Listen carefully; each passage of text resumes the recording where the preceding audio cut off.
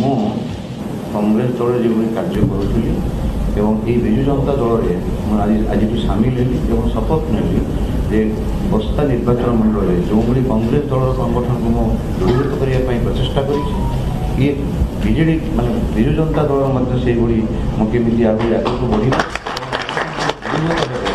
ସେ ବାବଦରେ ମୁଁ ପ୍ରଚେଷ୍ଟା କଲି। ସେଦିନ ଏଇଥିପାଇଁ ଯେ ମୁଁ ଭାବିଥିଲି ସରକାରଙ୍କ ସହଯୋଗରେ ପ୍ରଶାସନିକ ସହାୟତାରେ କିଛି କାମ କରିବା ଡେଭଲପମେଣ୍ଟ କରିବା ଇଚ୍ଛା ଥିଲା। ସେଠି ମିଶିବାରେ ମଧ୍ୟ ଏତେ ଖୁସି ନଥିଲେ।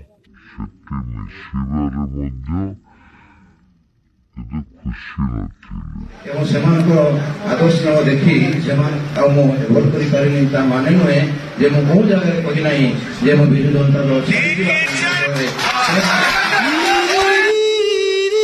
ବସ୍ତାବାଲିପାର ସମସ୍ତ କଂଗ୍ରେସ ଭାଇମାନଙ୍କୁ ମୋର ବିନମ୍ର ନିବେଦନ,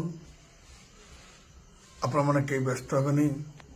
ଦେବବାବୁ ଆମଠୁ ଚାଲିଗଲେ ଏ ପାଇଁ ଏତେ ବ୍ୟସ୍ତ ହେବା ଦରକାର ନାହିଁ। କଂଗ୍ରେସ ଦଳ ଲଢ଼ି ଶିଖିଛି, ଲଢ଼ିବ। ଆପଣଙ୍କର ଆଶା ଭରସାର ପାତ୍ର ହେବ। ଆମେ ସମସ୍ତେ ବାଲିପାଳବାସୀ ବସ୍ତାବାସୀ ସମସ୍ତେ କଂଗ୍ରେସ ପ୍ରେମୀ ଆପଣମାନଙ୍କ ସହିତ ଅଛୁ। ନେତୃତ୍ୱ ସବୁବେଳେ ଆପଣଙ୍କ ଆଶା ଭରସାରେ ଅଛି। ଆପଣ କେହି ବ୍ୟସ୍ତ ହୁଅନ୍ତୁ ନାହିଁ। ସମୟ ଆସିଲେ ନିଶ୍ଚିତ ଭାବରେ ତାର ପରିଣାମ ଆମକୁ ନିଶ୍ଚିତ ଭାବରେ ମିଳିବ। ଆପଣ ଲଢ଼େଇ କରି ଶିଖନ୍ତୁ, ଲୋକଙ୍କର ବିଶ୍ୱାସ ଭାଜନ ହେବାକୁ ଚେଷ୍ଟା କରନ୍ତୁ, ଲୋକଙ୍କ ପାଖକୁ ଚାଲନ୍ତୁ, ଆଦୌ ବ୍ୟତିବ୍ୟସ୍ତ ହୁଅନ୍ତୁ ନାହିଁ। ଆମକୁ ଟଙ୍କା ଦ୍ୱାରା କିଣିବା ପାଇଁ ବହୁ ଲୋକ ଚେଷ୍ଟା କରୁଥିବା ଲୋକ ତାର ଗୋଟେ ଅନ୍ତ ଘଟିବ।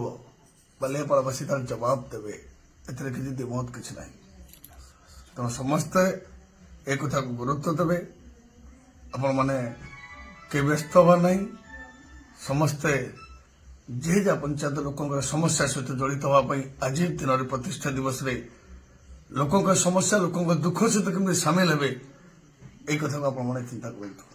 ନମସ୍କାର।